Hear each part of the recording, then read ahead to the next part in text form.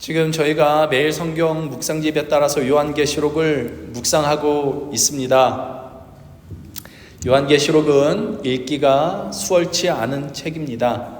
내용 자체가 요한이 보았던 환상인데다가 저 환상이라고 하는 것은 사실 이렇게 논리적이질 않으니까 거기다가 이제 어떤 상징적인 것들도 가득하고 상징적인 내용들이 가득하고 하기 때문에 여러 가지 구절마다 해석들이 다르기도 하고 그렇습니다.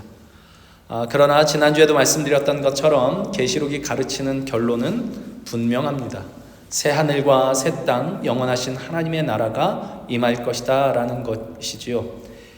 그리스도 예수를 믿음으로 구원 얻은 하나님의 백성들은 그 나라를 소망하며 살 수 있다 라는 것이 이제 이 결론으로 우리에게 주시는 메시지입니다.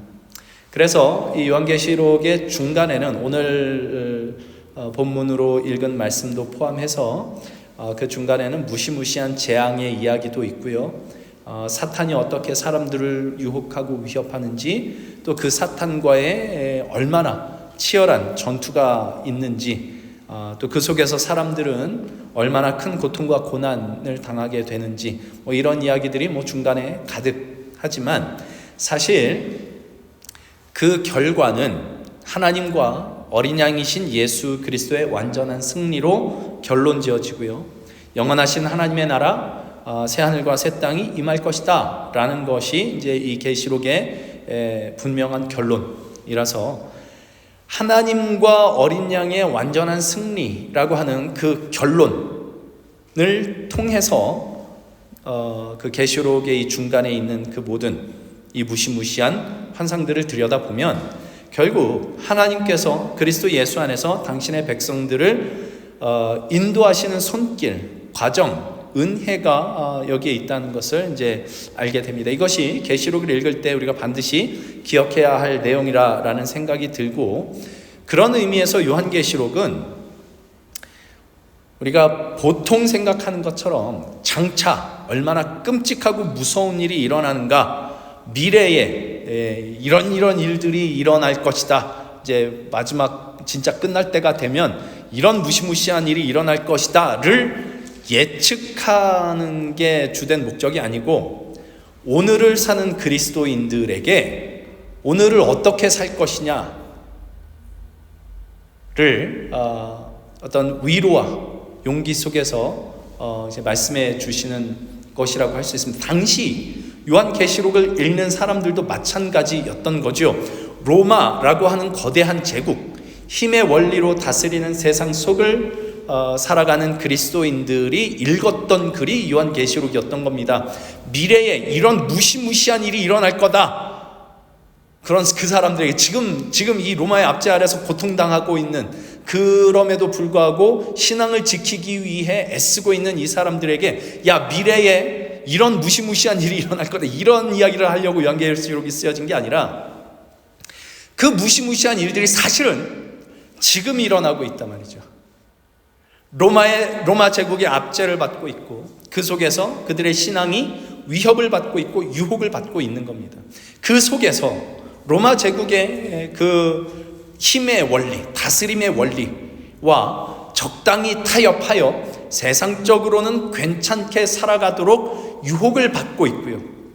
그 속에서 신앙을 지키려다 고통당하고 심지어 순교당하는 사람들도 있었는데, 이게 앞에 지금 제가 몇 장을 기억은 안 나지만, 말씀과 증거로 말미암아 죽임당한 영혼들이 하나님 앞에 부르짖었더라라는 이런 내용이 있었죠. 말씀과 증거로, 하나님의 말씀을 받았고 그 복음의 증거를 받은 사람들이 있었는데, 그것 때문에 죽임을 당한 사람들이 있었다란 말입니다. 바로 그 사람들, 현재를 살아가는 그리스도인들, 그때 당시에 그 현재를 살아가는 그리스도인들에게 지금 죽는 것이 결론이 아니다, 새 하늘과 새 땅이 있다, 우리는 그 나라를 바라보는 사람들이라 라는 소망을 주며, 그러므로 오늘 그리스도인으로서 살아야 할 지금의 고통과 고난을 너희는 능히 직면할 수 있다 라고 말씀을 해주는 것이 이 요한계시록인 것이고요. 그때 당시의 현재를 그 사람들이 그때 당시에 그리스도인들이 살아야 했던 것처럼 오늘의 현재를 사는 우리 그리스도인들에게 새 하늘과 새 땅에 대한 소망을 가지게 하며, 그래서 오늘을 그리스도인으로 살아갈 용기를 주는 것이 계시록이다 라는 이 내용을 잊지 말고 요한계시록 읽다 보면 이 모든 재앙의 그 이야기, 무시무시한 이 환상의 이야기 속에서 사실 우리가 그 재앙을 이미 만나고 있고, 그 속에서 우리는 어떻게 주님을 의지해서 힘있게 살아갈 수 있는가 하는 그 새로운 각오와 위로를 요한계시록에서 얻을 수 있을 것입니다. 그러니까 요한계시록은 이거 참 이거는 진짜 좀 이렇게 조심해야 됩니다. 몇 년도에 무슨 일이 일어날 거다. 중국이 무슨 적그리스도가 교황이었다가 뭐였다가 이렇게 막 바뀌었는데, 적그리스도는 누구다. 그가 적그리스도가 등장하면 뭐가 일어날 것에서 3차 세계 대전이 일어나고 핵폭발이 일어나고 몇 년간 무슨 환란을 당할 것이고, 이런 식의 미래가 요한계시록의 초점이 아니고 현재에 사실은 훨씬 더 관심이 많다라는 것을 우리가 꼭 기억했으면 좋겠고요. 새 하늘과 새 땅이라는 미래를 얘기를 하는 것도 사실은 현재를 살게 하기 위하여 그 얘기를 하는 것이지, 그 미래가 이렇게 보장돼 있다라는 그 자체를 놓고 얘기를 하려고 하는 건 아닐 것이다 라는 것이 이제 우리 요한계시록을 보면 이렇게 나타나게 됩니다. 그래서 오늘 본문의 말씀도 그런 측면에서 이해를 하는 것이 옳다고 생각이 드는데, 오늘 요한이 본 환상은 다섯째 천사가 나팔을 불 때 일어나는 일입니다.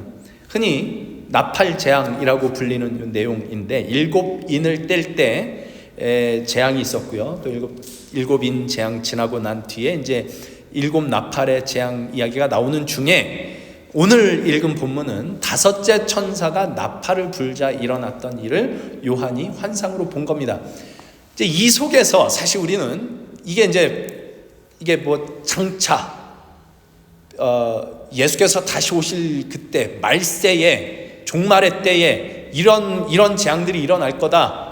그 맞는 말이기도 하지만, 그러나 그것이 사실은 오늘의 이야기이기도 하다라는 것을 오늘 말씀을 통해서 좀 한번 이야기를 나눌 수 있을 것 같습니다. 지금 우리가 읽은 이 부분, 7 나팔의 재앙이라는 별칭이 붙은 것처럼 천사가 나팔을 불 때마다 이제 재앙이 일어나는데, 오늘 5번째 천사가 나팔을 불 때 어떤 재앙이 일어나느냐 하면 2가지가 나타납니다. 하나는 2절에 보는 것처럼 무저갱이 열리고 거기서 큰 화덕의 연기 같은 연기가 올라와서 해와 공기가 어두워지는 것, 이게 이제 이 재앙이 하나가 있고, 다른 하나는 황충이 이제 재앙의 내용인데, 이 황충이 전갈의 권세와 같은 받아서 사람들을 전갈처럼 이렇게 쏟아라는 그 재앙입니다. 그러니까 이게 어두움의 재앙과 황충이 전갈같이 쏘는 재앙, 이 두 가지 재앙을 요한이 지금 환상으로 보는 것인데, 물론 이 일이 예수께서 진짜 마지막 날 예수께서 다시 오실 때 실제로 이런 일들이 일어날 수도 있을 겁니다. 그렇지만 사실 이런 일들은 지금도 일어나고 있는 중이다 라고 이야기를 할 수 있는 이유가 뭐냐? 성경에서 어두움이라는 재앙은 이제 꼭 이 요한계시록에서만 나타나는 내용이 아니기 때문입니다. 어두움이란 보이지 않는 것이죠. 보지 못하게 하는 것이 어둠입니다. 그러니까 눈을 가리는 것이죠. 성경의 표현으로는 보기는 보아도 깨닫지 못하는 것이라고 이제 종종 표현이 됩니다. 그래서 이미 구약 시대에 이사야서에서도 경고된 내용이었고요. 예수께서 이사야서를 인용하여 예수 그리스도 안에 있지 않은 사람들에 대해 표현한 것이 그들이 보기는 보아도 보지 못하고 깨닫지 못한다, 이렇게 말씀을 하시는 거죠. 또 복음서에서 종종 구원 얻지 못한 사람을 소경이라고 표현하는 것, 또 예수님의 구원을 눈을 떠 보게 하신 것으로 표현하는 것, 뭐 이런 것들이 다 같은 의미일 겁니다. 또 바리새인들을 두고 소경이 소경을 인도하면, 맹인이 맹인을 인도하면 다 구덩이에 빠진다라고 표현하시는 것도 같은 맥락일 거고요.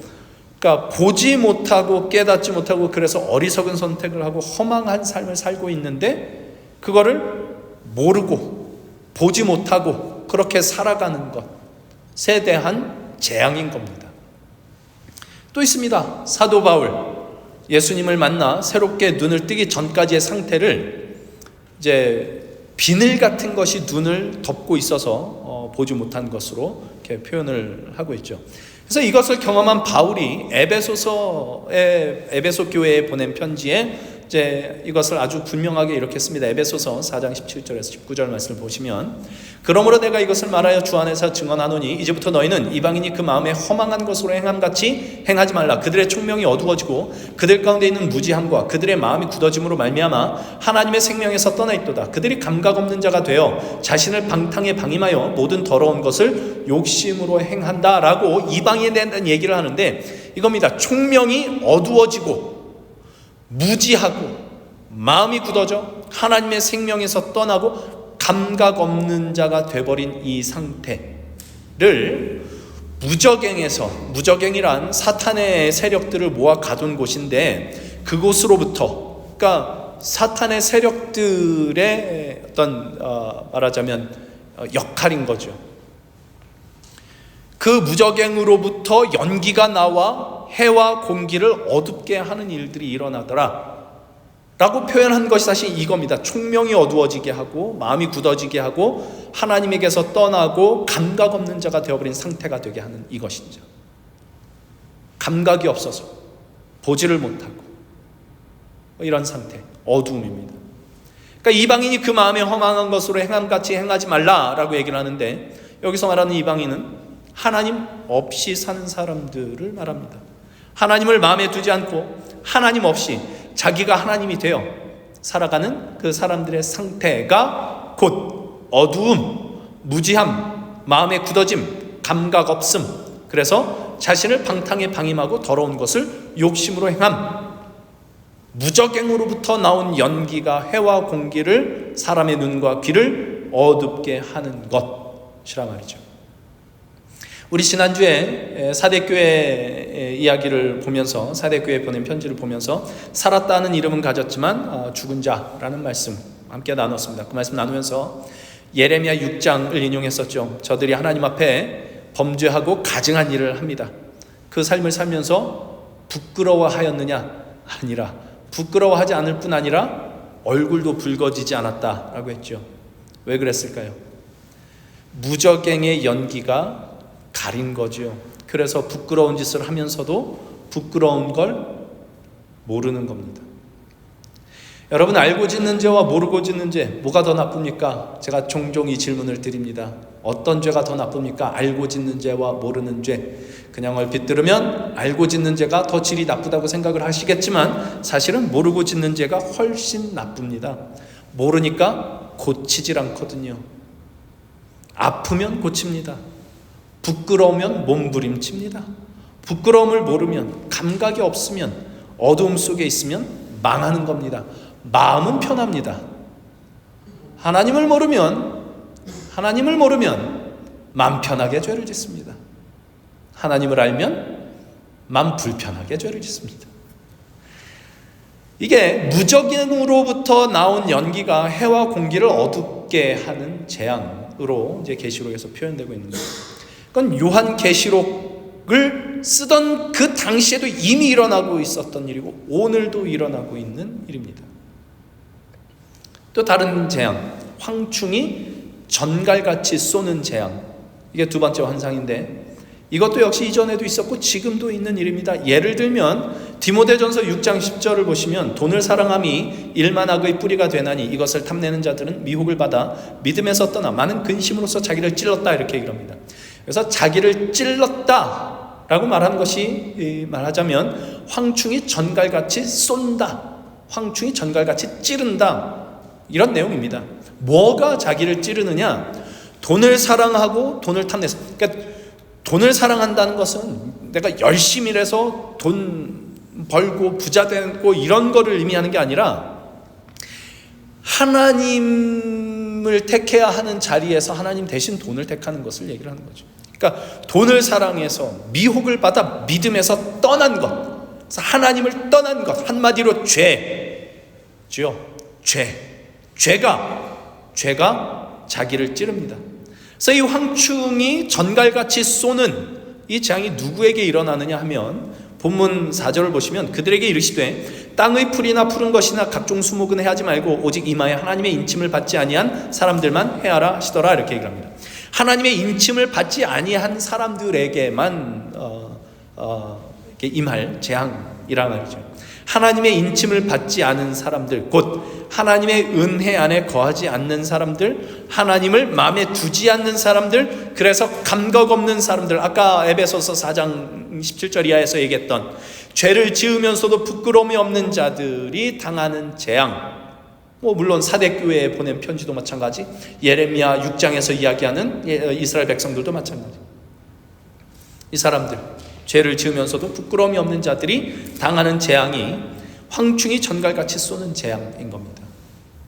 그들이 짓는 죄가 그들을 찌릅니다. 디모데후서 3장에 가면 말세에 있는 고통을 이렇게 말합니다. 너는 이것을 알라. 디모데후서 3장 1절부터 5절. 너는 이것을 알라. 말세에 고통하는 때가 이르러 사람들이 자기를 사랑하며 돈을 사랑하며 자랑하며 교만하며 비방하며 부모를 거역하며 감사하지 아니하며 거룩하지 아니하며 무정하며 원통함을 풀지 아니하며 모함하며 절제하지 못하며 사나우며 선한 것을 좋아하지 아니하며 배신하며 조급하며 자만하며 쾌락을 사랑하기를 하나님 사랑하는 것보다 더하며 경건의 모양은 있으나 경건의 능력은 부인하니 이 같은 자들에게서 네가 돌아서라. 말세에 고통하는 때가 이르러 일어날 일이랍니다. 말세가 언제입니까? 세상의 마지막 때, 말세. 예수님이 승천하신 후부터 오실 때까지, 다시 오실 그날까지입니다. 요한계시록이 말하고 있는 때도 그래서 물론 말세이고요. 그것은 지금 여기 디모데후서가 쓰여진 이때도 말세였습니다. 요한계시록이 쓰이던 그때도 말세였고 오늘도 말세입니다. 그래서 요한계시록의 재앙이 디모데후서가 쓰여진 그때도 일어나고 있습니다. 지금 이거 보세요. 말세에 고통하는 때가 이르러 그 뒤에 나오는 내용들 보세요. 이 일이 지금 안 일어나고 있습니까? 얼마든지 일어나고 있죠. 그때는 안 일어났을까요? 일어나는 거 보고 쓴 내용일 겁니다. 말세예요. 지금도 말세입니다. 그래서 요한계시록에 말하는 재앙이 꼭 지금부터 언제가 될지 모르는 예수님께서 다시 오실 그때쯤 가야 일어날 일들이 아니고 지금 일어나고 있고 이미 예수께서 승천하신 후로부터 이 세상에 이미 여전히 일어나고 있었던 일들이란 말이죠. 그때 어떤 일들이 일어나느냐? 사람들이 자기를 사랑하며 돈을 사랑하며 자랑하며 교만하며 비방하며 부모를 거역하며 감사하지 않고 거룩하지 않고 무정하고 원통함을 풀지 않고 쾌락을 하나님보다 더 사랑하고 이런 일들이 일어난답니다. 이게 하나님의 인침을 받지 않은 사람들을 찌른단 말이죠. 찔러서 양심을 찔러서 아프게 한다는 게 아니고 쾌락을 하나님보다 더 사랑하면 즐거워야 될 거 아닙니까? 그러나 그렇지 않다는 거 우리가 잘 알죠. 하나님을 빼놓은 쾌락은 결국 찌르고 망하게 합니다. 원통함을 풀지 않으려면요, 여기 이게 몇 절인지 제가 여기 그냥 기록만 해놔가지고 절수는 모르지만 우리 읽은 내용 중에 거룩하지 아니하며 무정하며 원통함을 풀지 아니하며 이렇게 나오는데요. 원통함을 풀지 않으려면 어떻게 해야 될까요? 내 영혼을 내가 스스로 돌같이 만들어야 됩니다. 그래서 우리 참 유치한데 이렇게 다 지나오셨을 거라고 생각을 하고 지금도 그러실지도 모르겠습니다. 저는 그렇습니다. 제 아내가 저를 좀 기분 나쁘게 화나게 하는 일들이 있었다. 이 티를 꼭 내야 돼요. 당신 그래서 내가 화났어. 그죠? 그냥 웃고 넘어가면 되는 걸 꼭 화낸 티를 내야 돼. 내가 당신 때문에 얼마나 화냈는지 봐. 그걸 꼭 해요. 그건 사실 괴로운 겁니다. 그러니까 여기 있는 이 내용들, 자기를 사랑하고 돈을 사랑하고 자랑하고 교만하고 비방하고 부모를 거역하고 감사하지 않고 원통을 풀지 않고 이렇게 하면 너 벌 받아, 이런 얘기를 하는 게 아니고, 이게 벌써 벌이라 말이죠. 찌르는 거. 이게 황충이 전갈같이 찌르는 재앙입니다. 마지막 때 말세에 있을 재앙, 지금도 얼마든지 일어나고 있는 재앙이죠. 지금도 말세니까. 이 두 가지, 무적행에서 연기가 나와 어둡게 하는 재앙과 황충이 전갈같이 쏘는 이 재앙은 하나님의 인침을 받지 않은 사람들에게 임할 재앙입니다. 반대로 얘기하면 하나님의 인침을 받은 사람들에게는 일어나지 않을 일이란 얘기죠. 인침을 받았다는 건 무슨 뜻이냐? 너는 내 것이다 라고 도장을 꽝 찍어 봉인하는 겁니다. 누가 하나님의 인침을 받은 사람들이냐? 성경은 예수 그리스도 안에서 구원 얻은 하나님의 백성을 인침받았다라고 합니다. 에베소서 1장 13절. 그 안에서 너희도 진리의 말씀 곧 너희의 구원의 복음을 듣고 그 안에서 또한 믿어 약속의 성령으로 인치심을 받았다. 약속의 성령으로 인치심을 받았대요. 구원의 복음을 듣고 믿은 사람들, 예수 안에서 구원 얻은 하나님의 백성을 하나님께서 성령으로 인치신다고 합니다. 하나님께서 너는 내 것이다 라고 성령으로 도장을 찍으신단 말이죠. 그게 예수님을 믿는 저와 여러분입니다. 그래서 저와 여러분은 사실 이 재난, 지금 오늘 읽은 이 본문에서 나오는 이 재난, 무적행에서 나온 연기가 어둡게 하고 눈을 가리고 무지하게 하고 하는 이 재앙과 황충이 전갈같이 쏘는 이 재앙, 죄가 나를 찌르게 해서 그냥 망하는 자리로 가는 이 재앙에서 벗어나 있습니다. 어떻게? 로마서 8장 1절 2절. 그러므로 이제 그리스도 예수 안에 있는 자에게는 결코 정죄함이 없나니 이는 그리스도 예수 안에 있는 생명의 성령의 법이 죄와 사망의 법에서 너를 해방하였음이라. 이렇게 얘기를 하죠. 이것이 구원 얻은 그리스도인입니다. 이것이 우리의 구원입니다. 어떤 거예요? 죄와 사망의 법에서 너를 건져냈다. 어떻게? 그리스도 예수 안에서. 그 안에 있는 생명의 성령의 법으로 너희를 죄와 사망의 법에서 건져냈다. 해방했다. 이것이 우리가 얻은 구원이죠. 우리는 더 이상 죄와 사망에 매여 있지 않습니다. 그리스도 예수 안에 있는 생명의 성령의 법이 우리를 죄와 사망의 법에서 해방했습니다. 그래서 바울은 고린도전서 15장 부활장이라고 알려진 거기서 사망의 권세에 대해 이렇게 조롱을 합니다. 사망아, 55절 56절. 사망아, 너의 승리가 어디 있느냐? 사망아, 네가 쏘는 것이 어디 있느냐? 그렇죠? 쏘는 것이 어디 있느냐? 사망이 쏘는 것은 죄요, 죄의 권능은 율법이라. 죄를 쏘는데 우리는 죄에서 해방이 됐단 말이죠. 그러니 황충이 쏘는, 죄로 쏘는 그 재앙에서 우리는 벗어나 있는 겁니다. 성령의 법 안에서, 생명의 성령의 법 안에서. 우리가 죄로부터 해방됐다는 건, 죄의 권세로부터 해방되었다는 것은 더 이상 우리가 아무 잘못도 저지르지 않는다는 뜻 아니죠. 잘못을 저질러도 다 용서받으니까 괜찮다, 이런 뜻도 아닙니다. 우린 여전히 잘못을 저지릅니다. 그때 슬퍼하고 아파하죠. 그렇지만 죄와 사망의 힘이 우리를 어떻게 하지는 못한다라는 뜻입니다. 죄와 사망이 우리를 쏘지는 못합니다. 왜요? 우리는 하나님의 은혜 아래 있기 때문입니다. 그 은혜의 보호를 받고 있기 때문에. 저지른 잘못에 대해서 아파하고 괴로워하고 돌이켜야 되는 것은 있습니다만 죄와 사망이 더 이상 우리를 찌르지는 못합니다. 예수 믿는 사람이 받는 가장 큰 은혜는 그래서 뭐냐? 어두움의 이 세상 속에 빛이 비춰진다는 뜻이죠.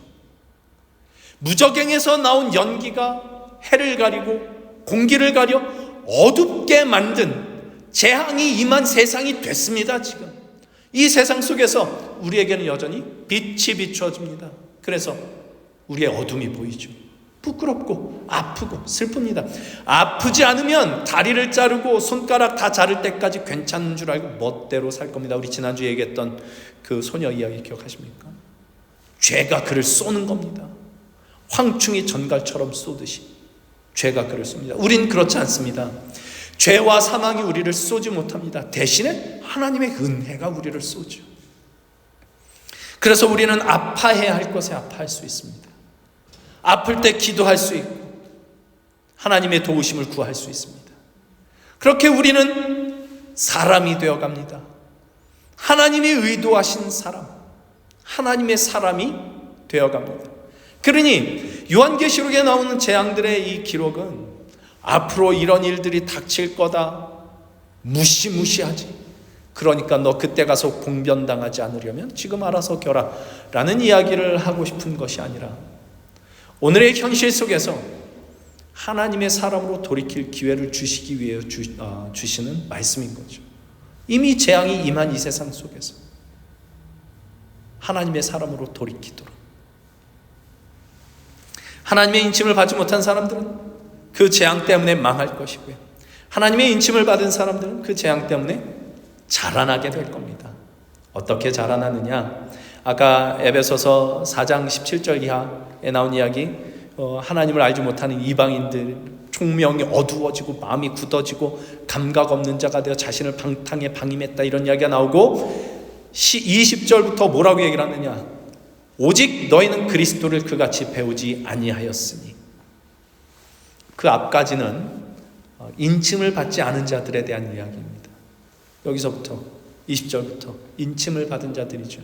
오직 너희는 그리스도를 그같이 배우지 아니하였느니 진리가 예수 안에 있는 것 같이 너희가 참으로 그에게서 듣고 또한 그 안에서 가르침을 받았을진데 너희는 유혹의 욕심을 따라 썩어져가는 구습을 따르는 옛사람을 벗어버리고 오직 너희의 심령이 새롭게 되어 하나님을 따라 의와 진리의 거룩함으로 지으심을 받은 새 사람을 입으라. 우리는 이 자리로 인도함을 받게 될 겁니다. 의와 진리의 거룩함으로 지으심을 받은 새 사람을 입은 존재로 인도함을 받을 것입니다. 이거 되게 추상적이지 않습니까? 의와 진리의 거룩함으로 지으심을 받은 새 사람. 어떤 사람을 두고 이런 얘기를 하는 걸까? 그 구체적인 내용이 바로 뒤에 이어 나옵니다. 한번 천천히 읽을 테니 눈으로 그 나눠드린 거 한번 보면서 천천히 한번 읽어보세요. 음미하면서. 그런즉 거짓을 버리고 각각 그 이웃과 더불어 참된 것을 말하라. 이는 우리가 서로 지체가 되니라. 분을 내어도 죄를 짓지 말며 해가 지도록 분을 품지 말고 마귀에게 틈을 주지 말라. 도둑질하는 자는 다시 도둑질하지 말고 돌이켜 가난한 자에게 구제할 수 있도록 자기의 손으로 수고하여 선한 일을 하라.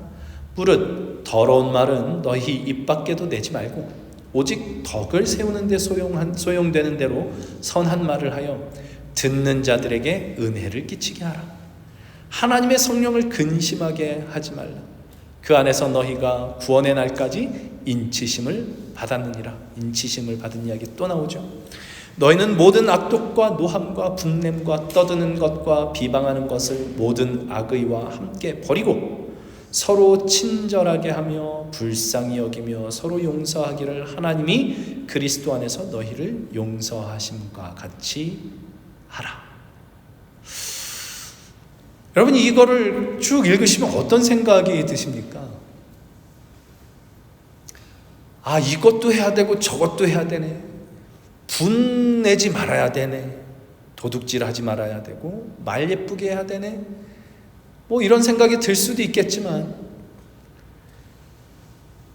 이 일을 하고 있는 자신의 모습을 한번 생각을 해보십시오. 이대로 살고 있는 그리스도인의 모습을 한번 생각을 해보십시오. 품격 있을 것 같지 않습니까? 품격이 있을 것 같지 않아요? 그게 의와 진리의 거룩함으로 지으심을 받은 새 사람이라고 얘기를 하는 겁니다. 하나님의 사람으로 이렇게 인도함을 받고 있는 거죠.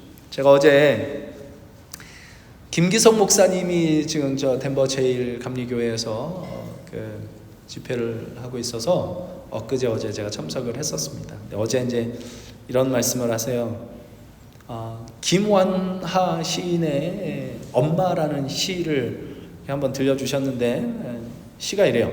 첫돌 지난 아들 말문 트일 때 입만 떼면 엄마 엄마, 아빠 보고 엄마, 길 보고도 엄마, 산 보고 엄마, 들 보고 엄마, 길 옆에 선 소나무 보고 엄마, 그 나무 스치는 바람결에도 엄마 엄마. 다 엄마라고 부르죠. 첫돌 겨우 지난 아이를 보면서 하는 이야기입니다. 마지막 연에 이렇게 얘기를 해요. 아이를 키우는 것이 어찌 사람뿐이랴. 저 너른 들판, 산, 그리고 나무, 페랭이 풀, 돌 모두가 아이를 키운다. 멋있지 않습니까? 그러면서 이분이 하신 얘기가 이렇게 얘기를 해요. 사람은, 나는 온 세상이 동참하여 만들어낸 존재라는 겁니다. 사람은 그렇대요. 생각해보니까 맞는 것 같아요. 이 생각은 근데 생각해보니까 그리스도인만 할 수 있을 것 같아요. 하나님을 사랑하는 자, 곧 그의 뜻대로 부르심을 입은 자들에게는 모든 것이 합력하여 선을 이룬다라는 그 이야기. 생각을 해보십시오. 내 옆에 있는 사람도 지금의 나를 만들어 가는데 함께 동참한 사람이랍니다. 근데 그 사람이 나를 괴롭게 하는 사람일 수도 있어요. 아프게 하는 사람일 수도 있습니다. 그럼에도 불구하고 그를 통하여 하나님께서 행하시는 일들, 나를 만들어 가시는 일들이 있기 때문에 오늘의 내가 있더라. 하나님은 모든 것을 가지고 나를 만들어 가시더라.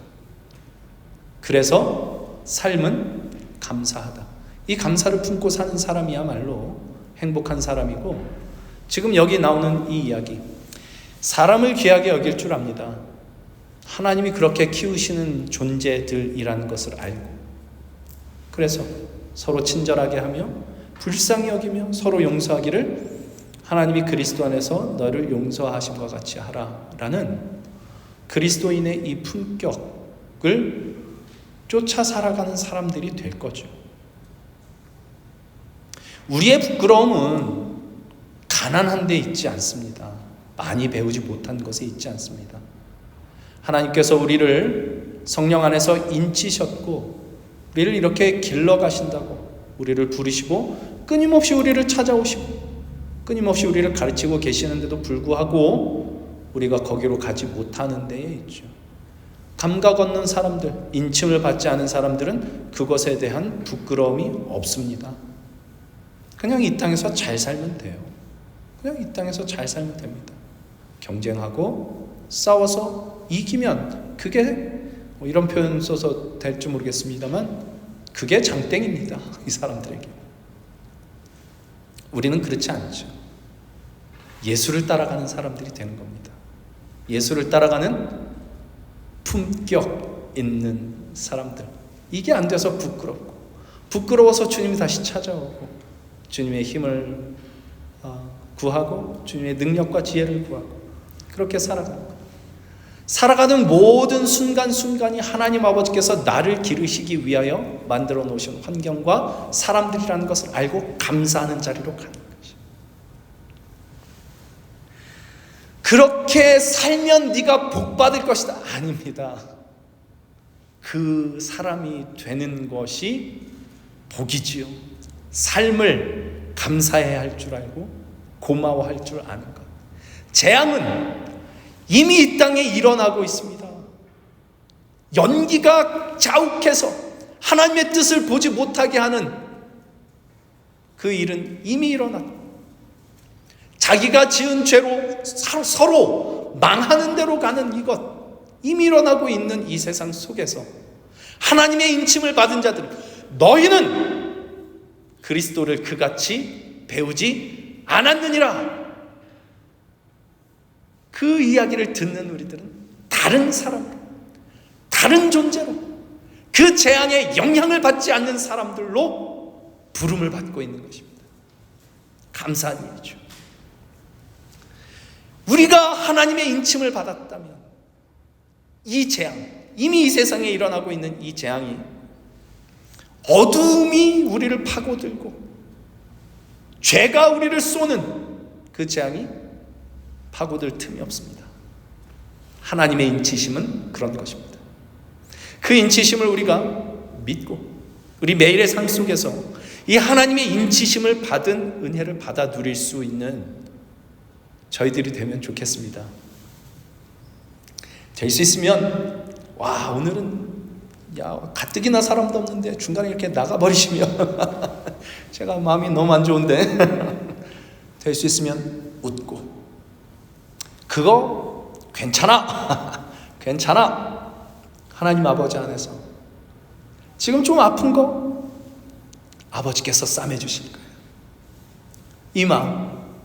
이 마음 서로 나누고 서로 친절하게 대하며 서로 불쌍히 여기며 서로 용서하기를 하나님이 그리스도 안에서 너희를 용서하심과 같이 하는 그 품격 있는 그리스도인의 삶으로 한 걸음 한 걸음 함께 나갈 수 있는 저와 여러분이 될 수 있기를 우리 주님의 이름으로 소망합니다.